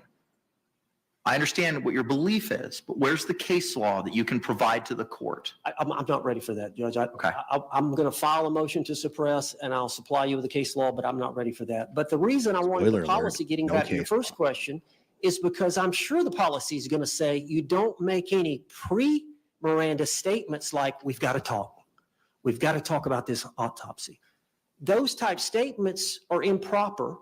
That they're used to coerce somebody to talk. And I understand the detective, they had these videos, the 2-minute video and the short second video, and they had found it on her phone. So the homicide detective was chewing at the bit to get her to talk. So she was trying to induce or influence her to speak to them. Of course and to not they exercise were. a That's what fundamental cops right. do. Not to speak to them without a lawyer being present. So she made those 2 statements preliminarily that I believe the policy is going to say you don't do.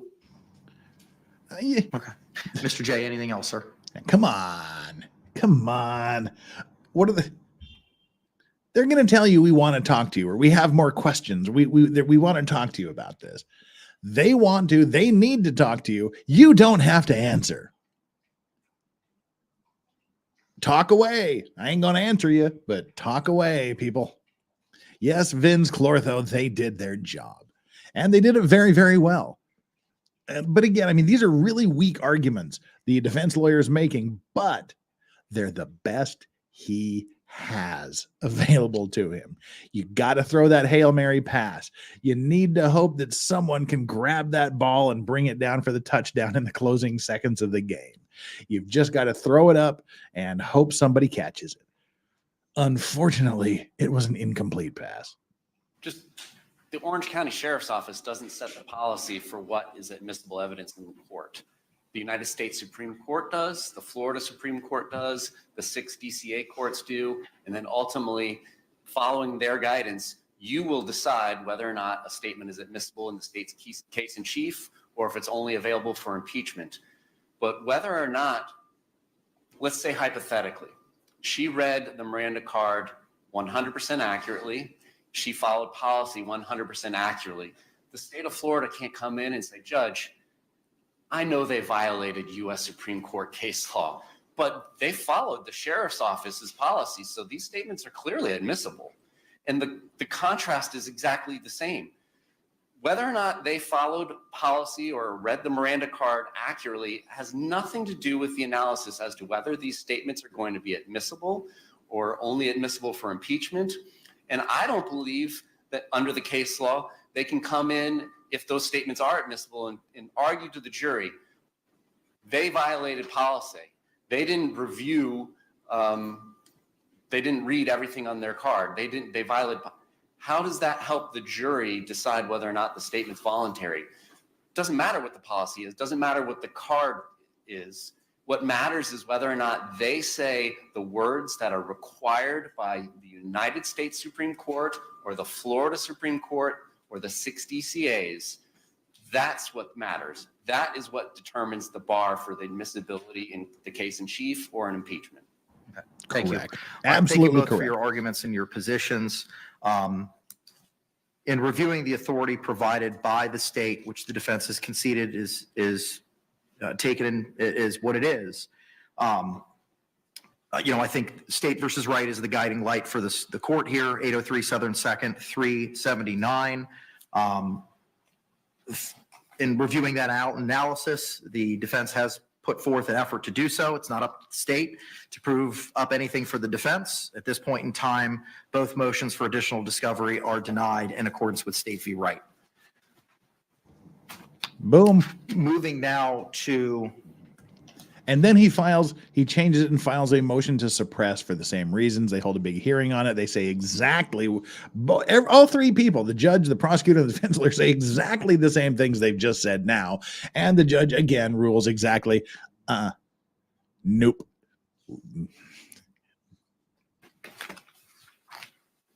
the defense's motion to appoint forensic psychologist filed September 2, and defense's motion to appoint crime scene reconstructionist and death investigator filed September 2. I did receive JACS's response in that my judicial assistant confirmed that they are not asking to participate in this hearing.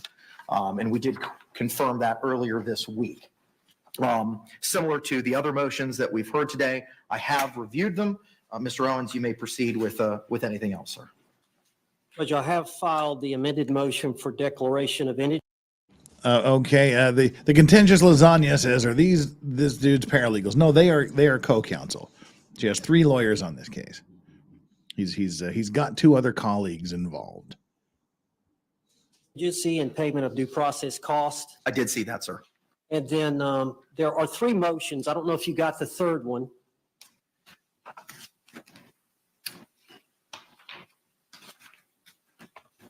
Are you referring to the motion to return property? No, relating to cost. Relating to I cost. don't know that I have. I'm just going by what the notice of hearing reflected. So no, I don't. I filed a second amended notice of hearing. I don't know if you got that. Was it forwarded to my office? Because if it wasn't, I don't know. I'll that I have to got it ask yet. Margaret. I don't know. Okay. But I filed a second amended notice of hearing. Can I give Please. you my copy? And Mr. J, have you seen that, sir? Dog in the fight with the expert. Understood. Thank you. Judge, what I had done Don't was see I a date had, on here, Counselor. When was this sent? The certificate of services contains no date. Oops. That's a, why is there no date on there? You just made me look like an idiot face. That's, oh shit. What was the date on the, what is the date on the document that's supposed to tell us when it was served? Oops. That's just a little bit of an oversight. And it will be rectified instantly, I would guess. But again, just makes him look a little less than complete. And it's just one more of those little mosquito bites on the back of the judge's neck or between his toes. He's just one of those little things that go, oh, this guy again.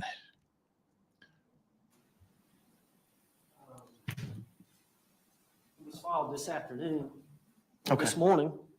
Okay.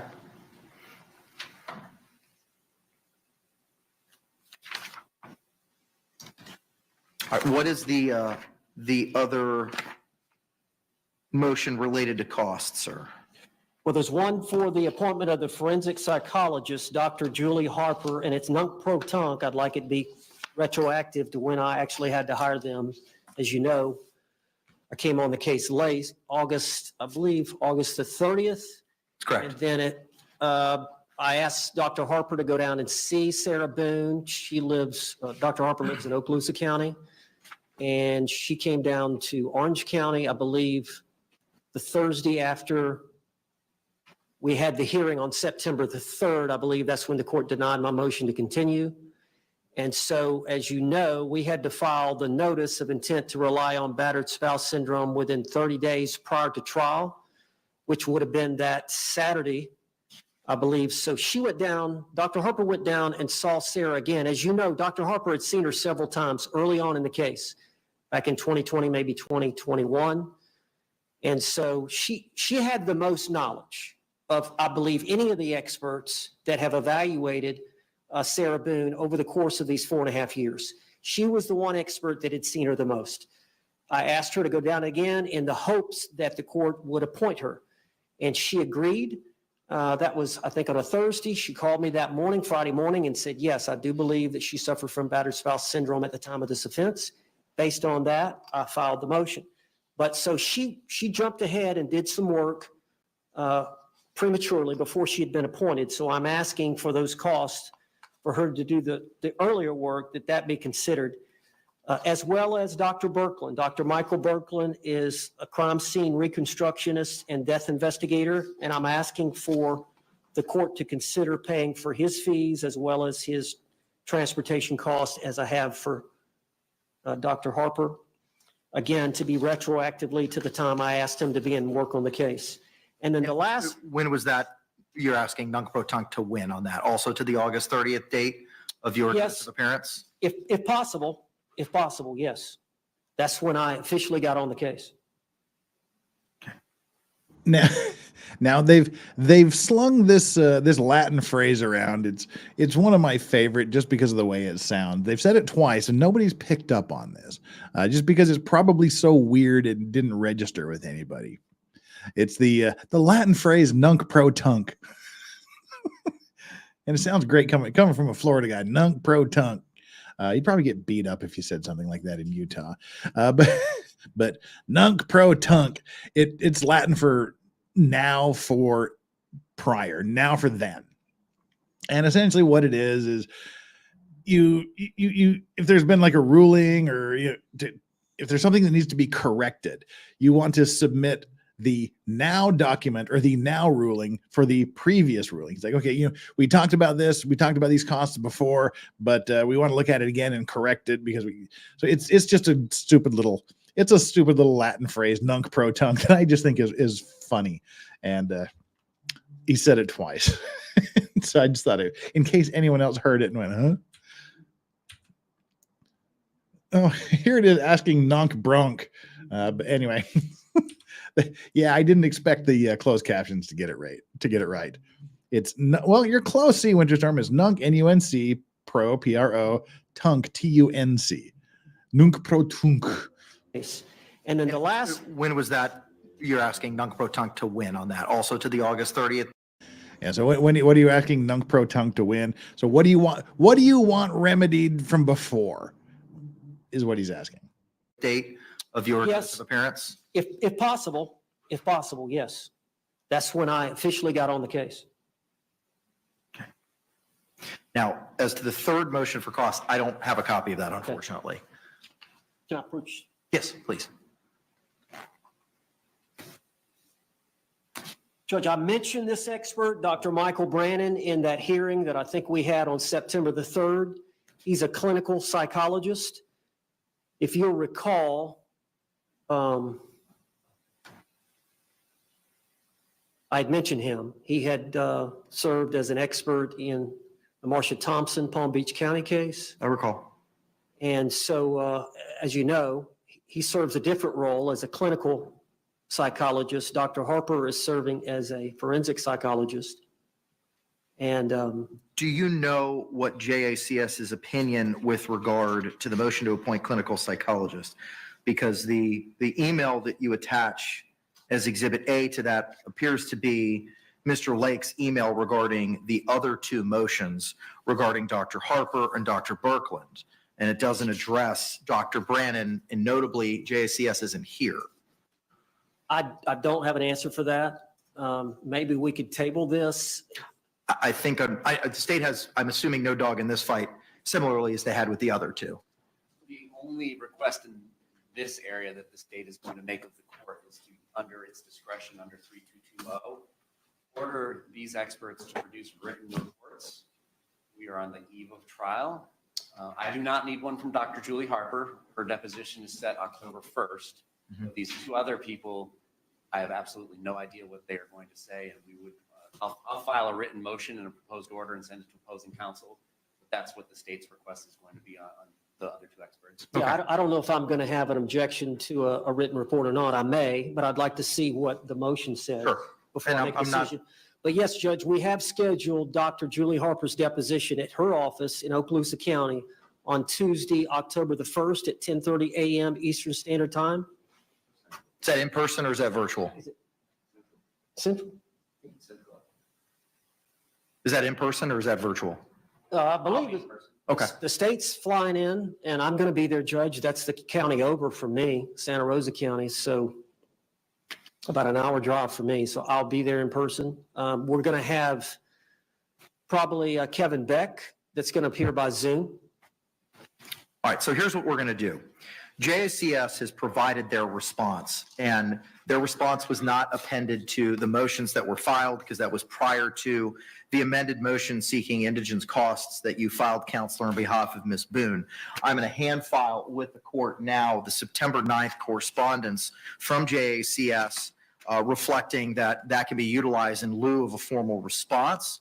I'm going to grant your motion to appoint a forensic psychologist dated September 2, 2024, non-protunct those costs to August 30, 2024. And with regard to the other motion, I'm just going to say I have never heard nunc-pro-tunc offered 4 times in the same hearing. I've just never heard it. Just think like to retroactively do something. They granted the costs from one date. He's like, okay, can we bump this back? Can we, make it retroactive to this date because that's when they actually started. So it's just a funny thing. I don't know. It's just weird. the motion to appoint crime scene reconstructionist and death investigator, I will also grant that. And no, I'm not going to put nunc-pro-tunc on the bingo card because you will never hear that again. And appoint Dr. Michael Berglund, nunc-pro-tunc, to August 30, 2024. Except for now. With regard to the motion to appoint clinical psychologist, when was this motion filed? Similarly, the certificate of service does not reflect a date. Let us check real quick. Judge. Sure. Give me a minute. Yeah, you're good. And while we're taking a minute, Mary Jane says, what's Strawberry holding? It's a chew toy. I've only seen one body cam footage. I know we've got the Dropbox thing going. I need to go through and look through that. We'll be booning it for the rest of the week with whatever we need to fill the gaps until the trial starts. While you're waiting on that, I do see on your second amended notice of hearing, you also requested the amended motion for declaration of indigency and payments of due process costs also be heard. When was that motion filed as well, Mr. Owens? It was filed just prior to filing these amended ones. I'm sorry. Vince Clortho with the $2. Romanus Aundomus. That's funny for reasons. That's funny for reasons. Thank you so much. That's a hard if you know thing. Good one, Vince Clortho. Thank you so much. And as Hayden says, you'll never hear it again. Judge immediately says it. Yeah. It had to be filed prior to my motions for appointment of these experts. Give me a second.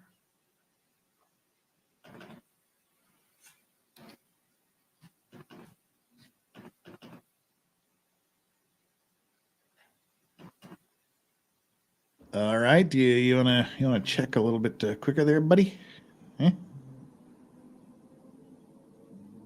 Okay, so the motion to appoint the clinical psychologist regarding Dr. Brannon, was filed yesterday. The amended motions regarding Dr. Birkeland, an amended motion regarding Dr. Harper were filed yesterday, as was the amended motion for declaration of indigency and payment of due process costs.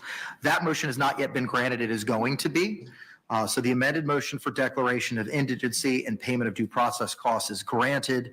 The amended motions regarding Dr. Birkeland and Dr. Harper are also granted, non-protunct to August 30. With regard to the motion to appoint clinical psychologist, filed 9/18, I'm going to ask Ms. Barrios, my judicial assistant, to forward that directly to Mr. Lake. And I know that she's watching this virtually. If she's able to do that now, I would greatly appreciate it, and see if we can get his response to that this afternoon.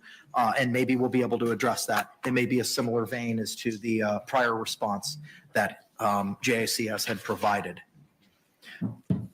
Moving now to the motion for return of property, or in the alternative, motion for independent exam by the defense, filed September 18th. Similarly, with everything else, I've reviewed that and the authority, and I have reviewed the state's response to defendant's motion for return of property, or in the alternative, motion for independent exam by the defense. Mr. Owens, you may proceed, sir.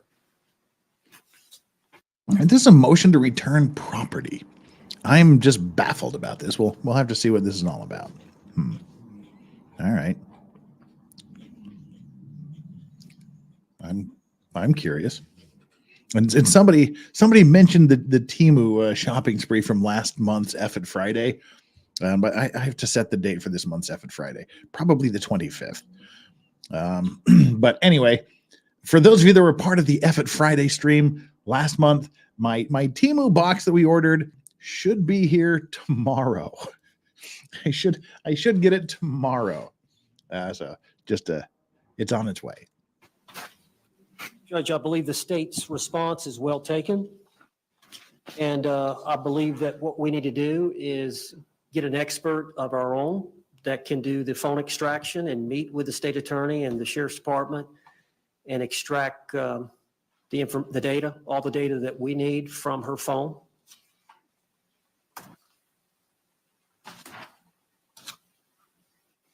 So we would submit that the property should not be, based on the authority the state attorney has cited, the property should not be returned to the defendant since trial is still pending. But in the alternative, we're asking for an independent exam by the defense. Response, if any? As the state has stated in open court while she was pro se, that is absolutely fine. And I've even suggested a name. Has the defense ever performed an evaluation of the phone? And the reason I ask is there were prior experts that were appointed in the realm of electronic evidence. Okay, now this is so she wants her phone returned to her, so that she can, and she's been on about this phone literally from day one, wanting it back. So she wants the phone back, or wants to be able to conduct an independent analysis of the data on the phone. And what the prosecution is saying is absolutely true. This is when she was pro se, when she was representing herself at one of the last hearings where she was representing herself. She's like, I don't know, I can't get my phone, I can't do a data analysis. The prosecution actually went out of their way to say, look, I have the name of a guy that does this for pro se indigent people. This is the guy. If you want someone that can do a data analysis for you in your indigent status, give this guy a call. Clearly, she didn't. And so he's like, I don't have any problem with this. I've been telling her to do this for the longest time. So it'll be interesting to see what the judge says. Mr. Cacciatore may have the answer to that question. I don't, but I know that the state, as I stated in my response, we've never prevented anybody from doing that. And as the homicide supervisor, everybody in the unit knows how to go about doing this and allowing a digital forensics examiner hired by a defendant to go and work with the law enforcement team and get another imaging if they are not satisfied with the imaging that's been provided. Mr. Cacciatore, good afternoon, sir. Can you hear us? And if you can you announce your presence for the record, please?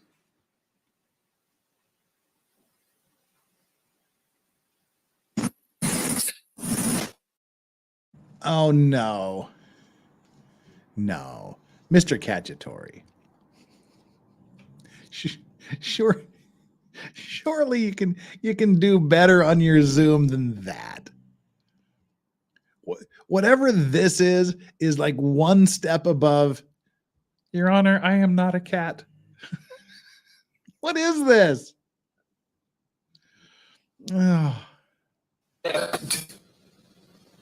There has not previously been a forensic exam of that phone by a previous defense counsel. Okay. All right. Thank you very much, sir. There was a John Sawicki that was authorized back in 2020 as to electronic evidence. So I'm going to deny the motion for return of property based on the citations contained in the state's response. And I'll leave it up to you, Mr. Owens, to do what you need to do in order to have that review.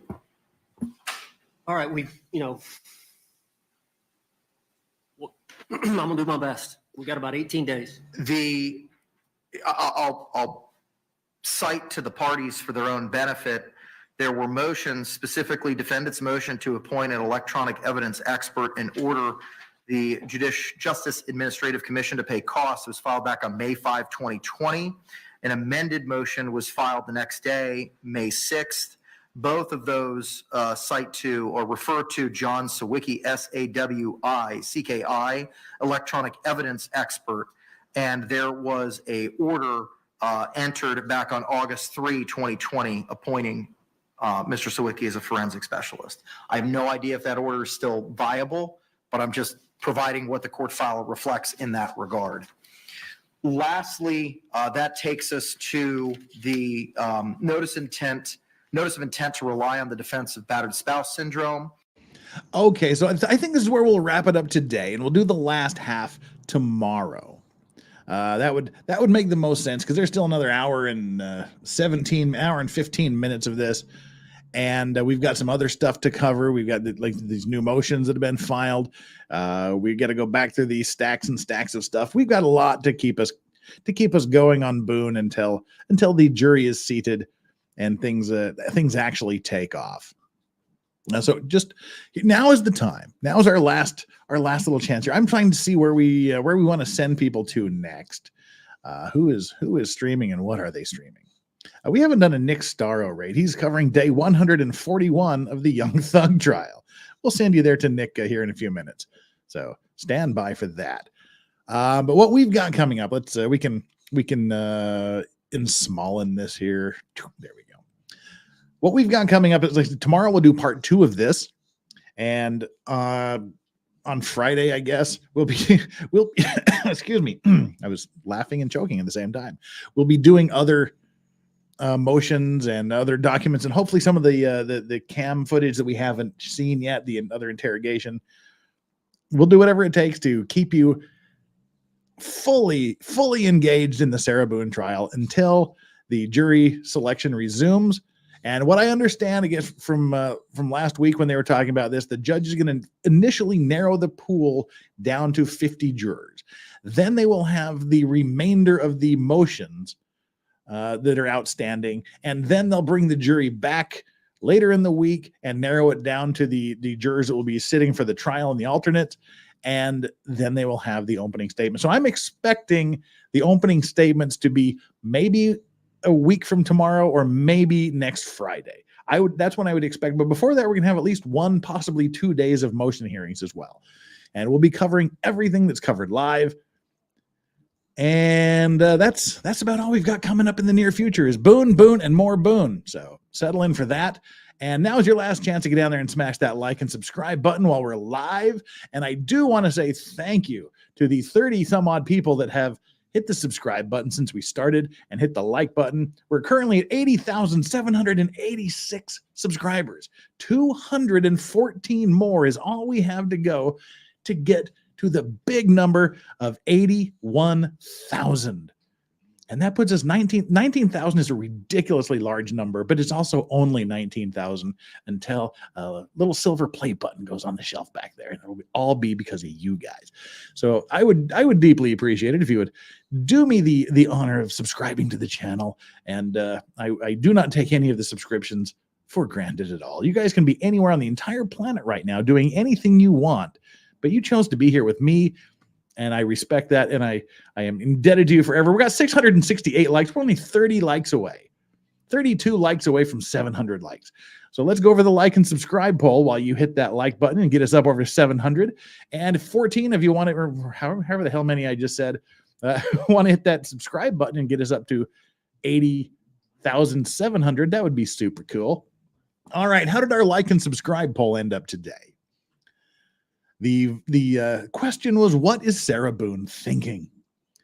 9% of you said she's thinking, I'm getting real tired of my lawyer. That's possible. Also 9% of you said she's thinking, I really should plead guilty. I don't think she's thinking that at all. 26% of you, which is where I am, I'm in this 26% group. I just need to explain my side, because if I can explain my side, they'll understand, and they'll go, oh yeah, we understand, Sarah. You're free to go. Ain't gonna happen, but that's what she's thinking. And a full 55% of you, 55% say that Sarah Boone is thinking, why is no one as smart as I am? Why am I the only one that can see things the way they are? I'm sure that is also a very, very viable option. And Duncan, Idaho, sliding in at the end with a $2 super chat. I've unsubbed and resubbed just to shake things up. Don't do that. That's scary. Thank you very much, Duncan, Idaho. You are a true hero. Flux also said earlier on, the correct phrase is chomping on the bit, not chewing. That's just weird. Well, we had a big argument about this a couple of months ago, and it seems that on the Europe side of the ocean, they say champing at the bit, whereas at least people out in the Western U.S. would say chomping at the bit. So, we can start it, but chewing at the bit is wrong no matter where you are, counsel. Just so you know that. See, the majestic American woodcock says it's champing. They tend to champ more in Europe. We tend more to chomp. But chewing at the bit, a bit is the metal bar that goes into a horse's mouth. That's what a bit is. And because they chew on it. But we never say chewing on the bit because that's just weird. All right, people, we have reached the end of part 1 of the motion hearing. We will be back for part 2 and other stuff for the rest of the week, and as long as it takes into next week until we get down to business, to Sarah Boone business. Chat. Mods, thank you so much for everything. We are 9 likes away, only 9 likes away from hitting 700. We're 8 likes away from hitting 700. Woot woot. I think we'll get there eventually. And we're 11 subscribers away from, oh my God, I was wrong. We are 11 subscribers away from 80,800, not 80,700. We are 11 subscribers away from 80,800. Mods, thank you so much for being here. You did double duty. We had our Lego stream earlier. Hayden and I, our Lego stream was nuked because we showed television footage from the $6 Million Man versus space alien robot Bigfoot. They nuked our stream entirely because of that. And I got a copyright claim for playing the introduction to Skippy the Bush Kangaroo. So we're dealing with that. And as soon as we get all of that eliminated from the video, the Lego stream video will be back up. Mods, again, thank you for pulling double duty today. You guys are freaking awesome. Love you guys. Chat, thank you for being here. Vice Squad chat is the greatest chat on the entire planet. Not just YouTube, not just the internet, just on the entire planet. Thank you so much for the super chats. Thank you so much for the gifted memberships and the purchase memberships. You guys are awesome. I got nothing but love for each and every one of you. And on that note, let's go say hi to Nick Starro and day 184,306 of the Young Thug trial. Until tomorrow, same bat time, same bat channel. It's me, Jeff, the Lorax Legal Vices saying bye. Good night, everybody. Say bye, Yoda and Strawberry. Oh, we just saw Strawberry climb up into her perch. That's a rare sighting. There you go. And from the Pig Dogs, good night and bye.